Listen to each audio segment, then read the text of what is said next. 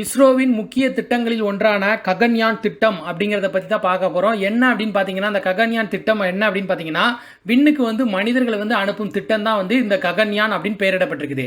இதுக்கு முன்னாடி யாரெல்லாம் இந்த திட்டத்தை செயல்படுத்தியிருக்காங்க அப்படின்னு பார்த்தீங்கன்னா, அமெரிக்கா, சீனா, ரஷ்யா ஆகிய நாடுகள் தான் செஞ்சிருக்குது. இதை இந்த திட்டத்தை செயல்படுத்தக்கூடிய 4வது நாடாக இந்தியா இருக்கும் அப்படிங்கிறத சொல்லியிருக்காங்க. இதுக்காக எந்த அளவுக்கு செலவிட மதிப்பிட்டிருக்காங்க அப்படின்னு பார்த்தீங்கன்னா, 10,000 கோடி செலவில் மிகப்பெரிய திட்ட பணிகளில் இஸ்ரோ ஈடுபட்டிருக்குது. ககன்யான் விண்கலம் பார்த்தீங்கன்னா விண்வெளியில் பூமியில் தாழ்வான நிலையிலிருந்து 7 நாட்கள் சுற்றி வரும் வகையில் வடிவமைக்கப்பட்டுள்ளதாக சொல்லியிருக்காங்க. இந்த விண்கலத்துக்கு தேவையான கருவி உதிரி பாகங்களை நம்முடைய DRDO தயாரித்து வழங்கி வருகிறது அப்படிங்கிறது சொல்லியிருக்காங்க. இந்த DRDO அப்படின்னு என்ன, அதனுடைய விரிவாக்கம் என்ன அப்படின்னு பார்த்தீங்கன்னா, பாதுகாப்பு ஆராய்ச்சி மற்றும் மேம்பாட்டு நிறுவனம், அதுதான் DRDO அப்படின்னு சொல்லப்படக்கூடியது.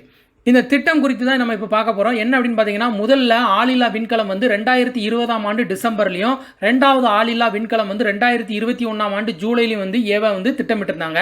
2021ஆம் ஆண்டு டிசம்பரில் விண்வெளிக்கு மனிதர்களை அனுப்பும் திட்டத்தை செயல்படுத்த முடிவு செஞ்சிருந்தாங்க.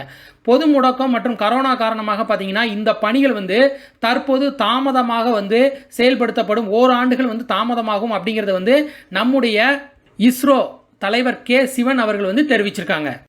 ககன்யான் திட்டத்தில் எந்த ராக்கெட் ஏவுவதற்காக அடையாளம் காணப்பட்டிருக்குது அப்படின்னு பார்த்தீங்கன்னா, GSLV Mk3 அப்படிங்கிற ஏவுகணை தான்.